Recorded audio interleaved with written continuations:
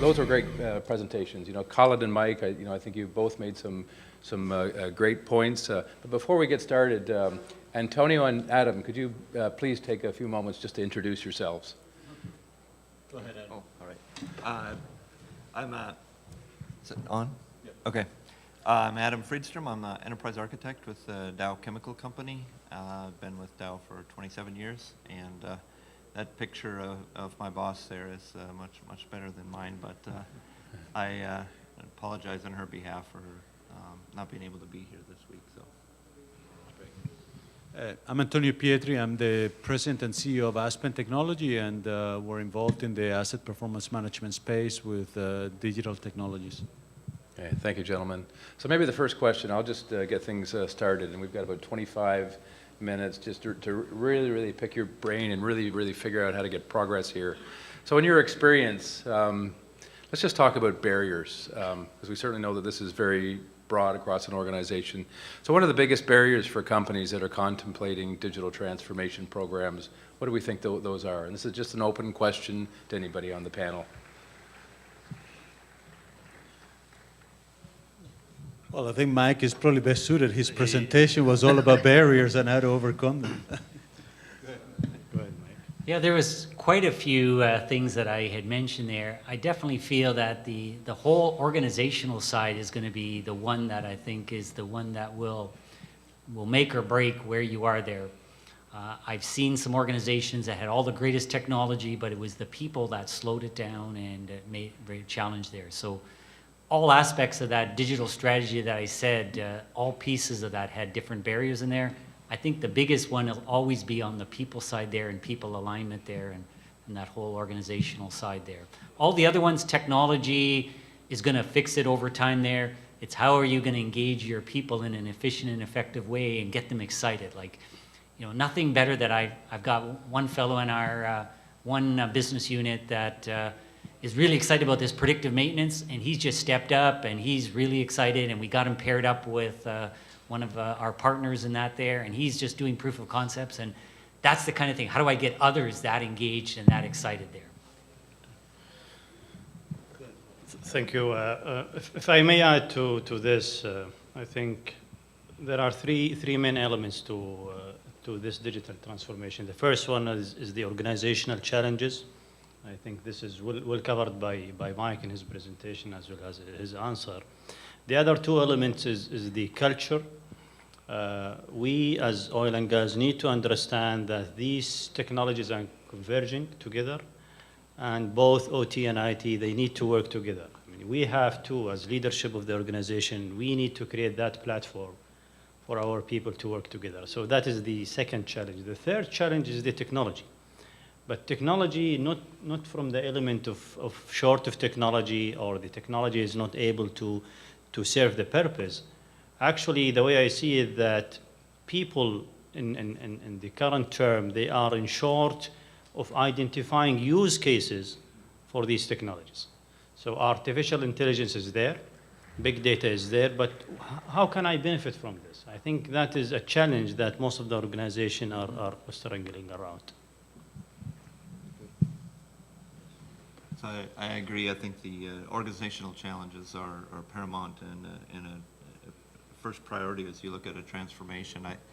I think the other significant challenge that we're wrestling with at this point in time is the technology and the way it's being pitched and sold makes it sound like you implement this solution and life gets better, but there's enormous data challenges that need to be addressed. And the larger the organization, I think the bigger the problems we have.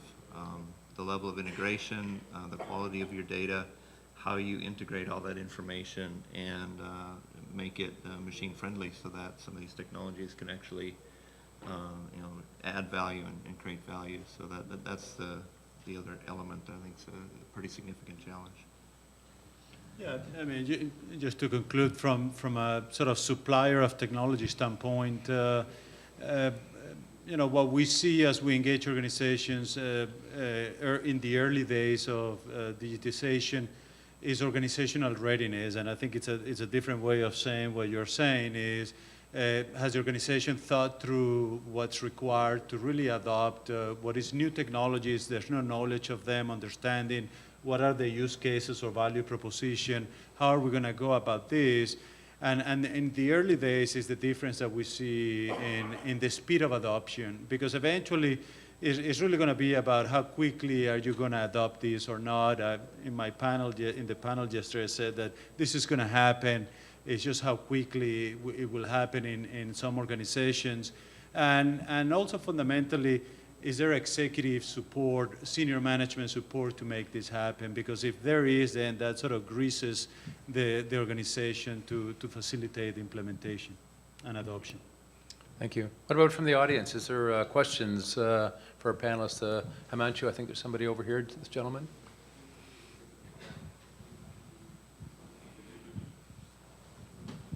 Yes, Justin Wilhelm from 3M Company.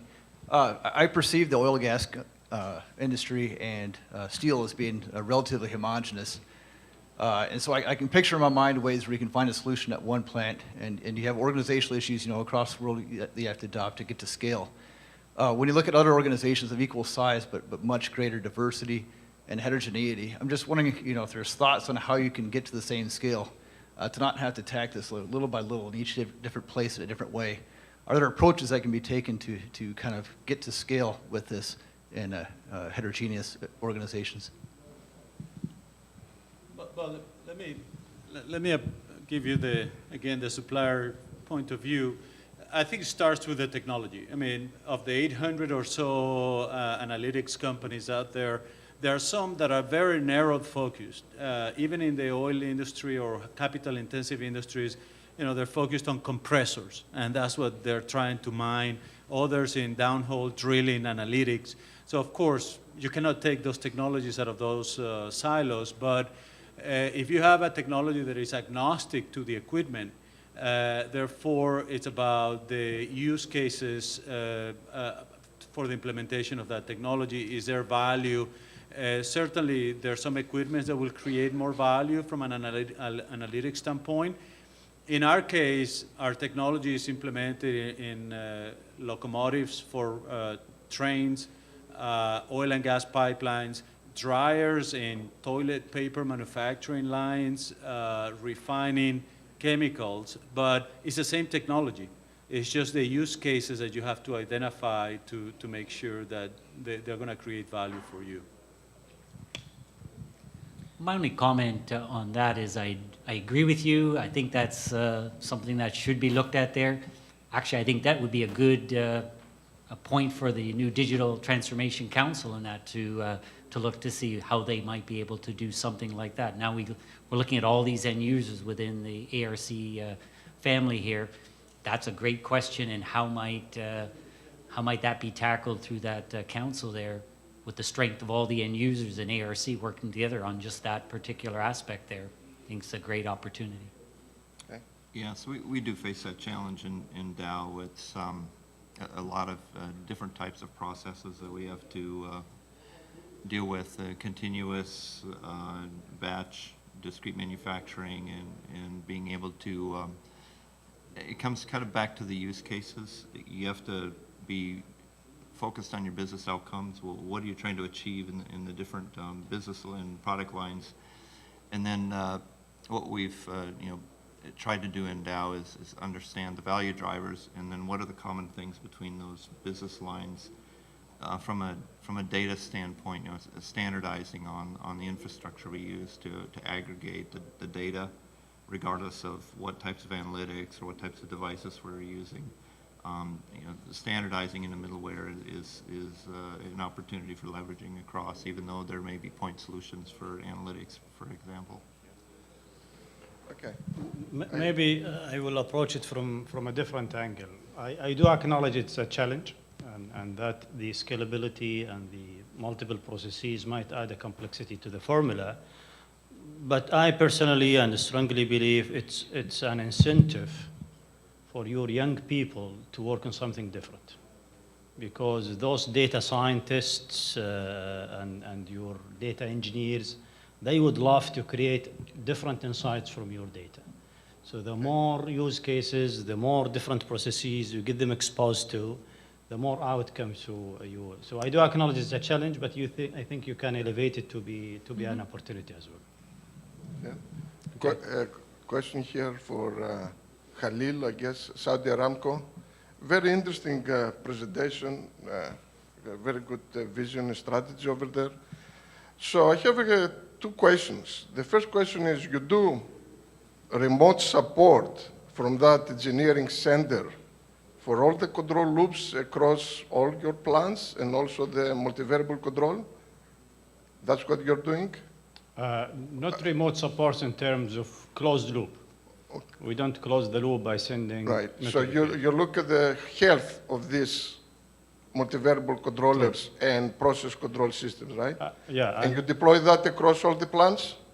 Company-wide. Company-wide. And we generate, as you might saw in the slide, benchmarks.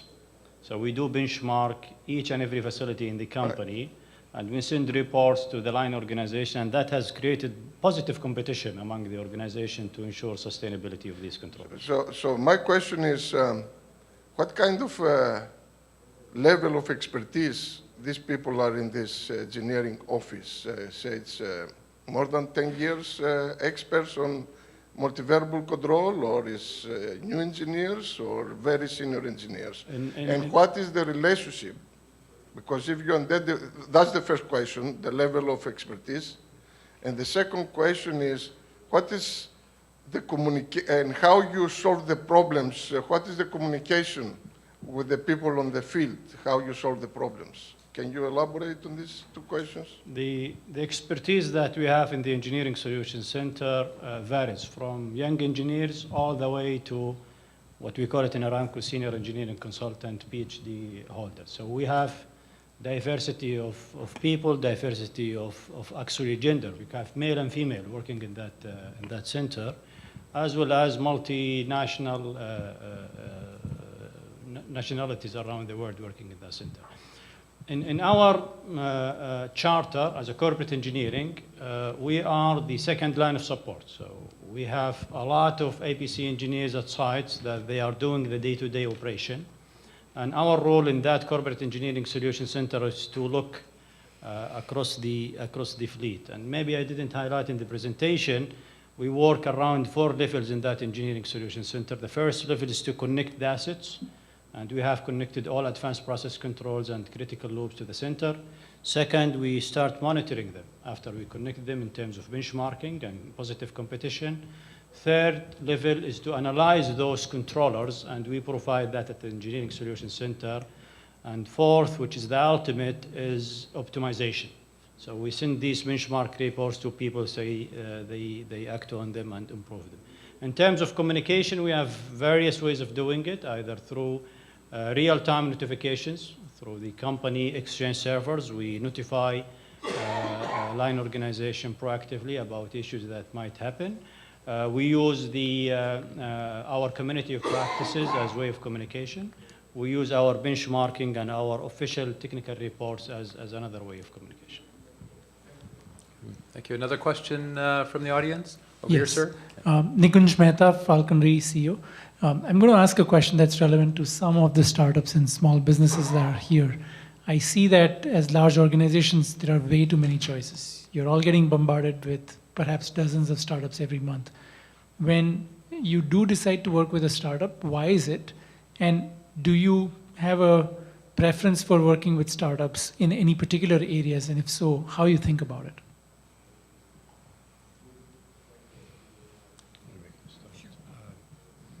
Part of our digital transformation study or program at large, we have identified some areas where we strongly believe that those startup companies can help us to grow in that business.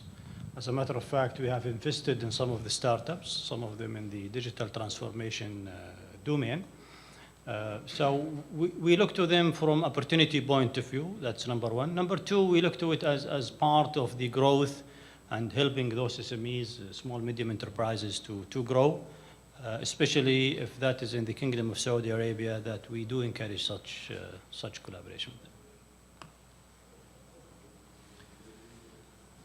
Yeah, so obviously, look for us to partner with the longstanding, companies that we have strategic partnerships with, and we look to startups really to accelerate the transformation in specific areas where there's a niche need, or maybe is an area of emerging technology it's a little bit immature, and we look to do proof of concept type of work to understand how does that apply, how is that relevant to our digital strategy, and that's sort of how we've approached it in Dow.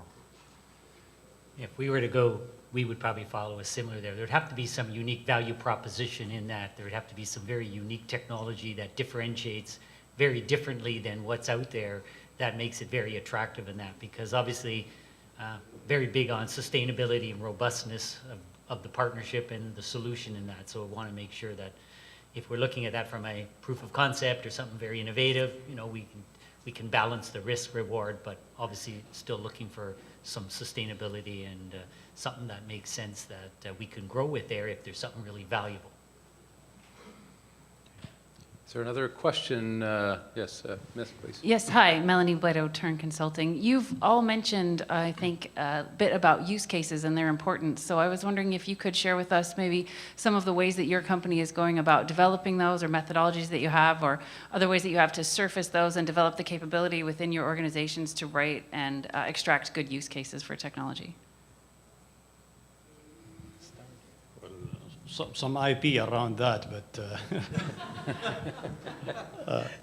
I think a simple concept around this, that we strongly believe in Saudi Aramco, that no one has it all.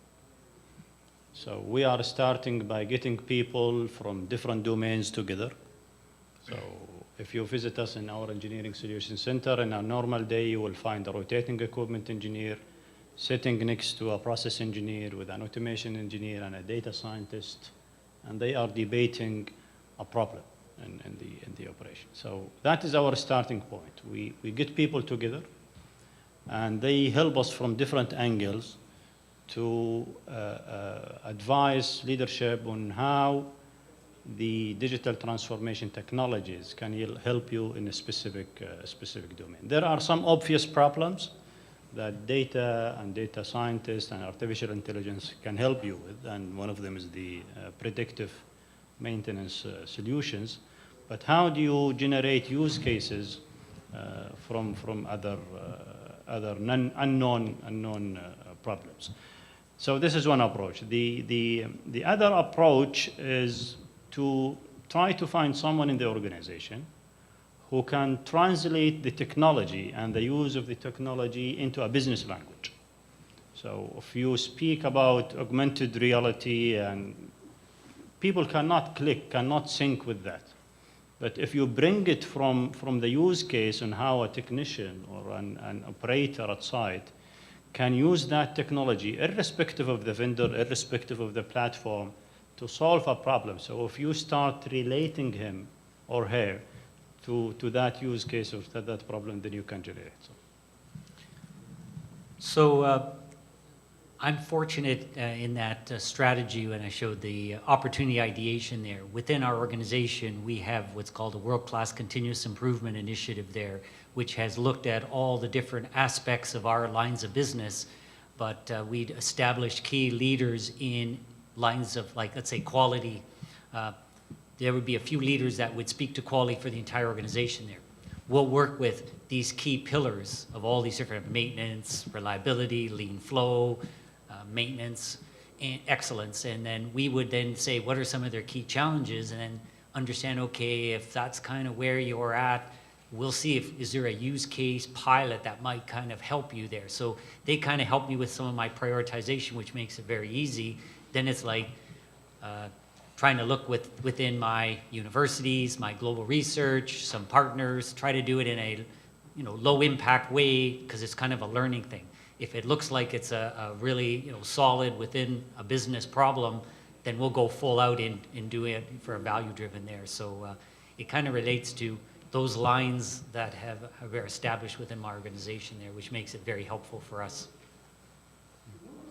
Maybe I can ask a question about executive level priorities. So whether you make technology or whether you acquire technology, there's a lot of new things. So digital transformation is happening and it's real. But my question to the panelists is in terms of your engagements with either C-level or executive, how do you think the priorities are changing for people at that level? Let me just go from a supplier standpoint. Clearly, in my opinion, I think there's what we're seeing is a greater emphasis on reliability and sustainability of assets, especially in the process industries. With the downturn in oil prices in the last 3 years, there's now a much greater emphasis on how do we extend the life of assets, how do we keep them running longer, and that's all about reliability and maintenance, which in a way provides a great environment for then digitization or Industry 4.0, whatever you want to call it, because machine learning analytics is a lot about that, improving the reliability of these assets. So in the last few years, we've seen an enormous amount of support at the C-level, and I was reflecting on this before we came up here that in terms of vertical alignment, this is probably the greatest focus that I've seen in this company in a long time. There's a communication, coming from our senior executives about the importance of the digital transformation and how it relates to different functions within the company, and so there's I'd say a very strong level of support for this, and it's growing.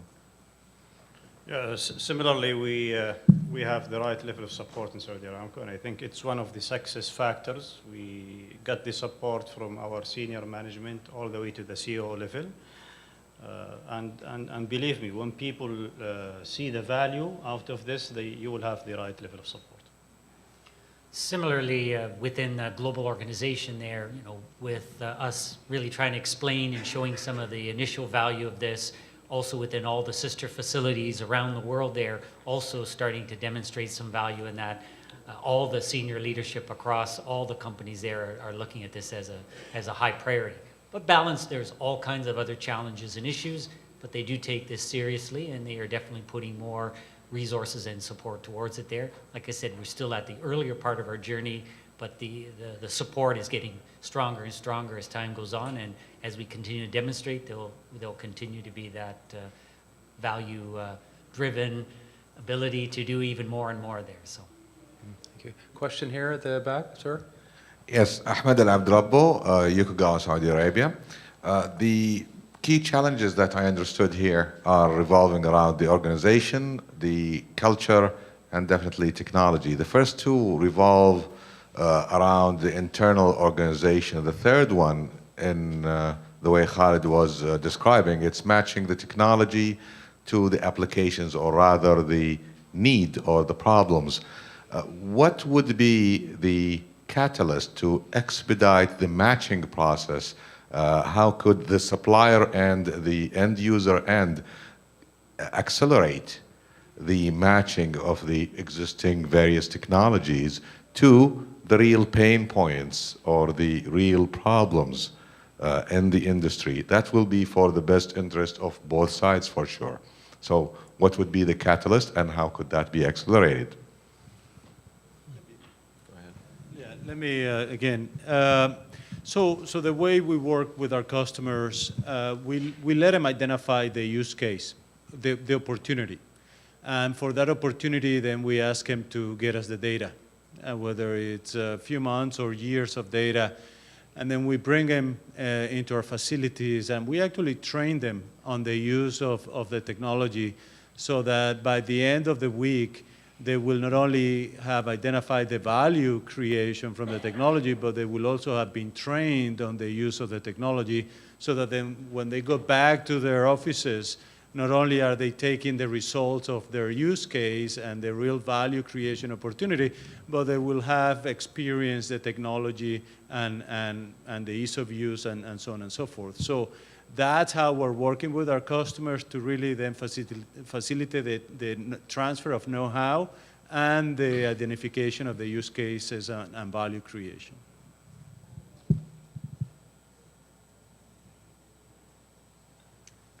That's it. Maybe one more question. I think we've got time. Was there a question up front? Valentin?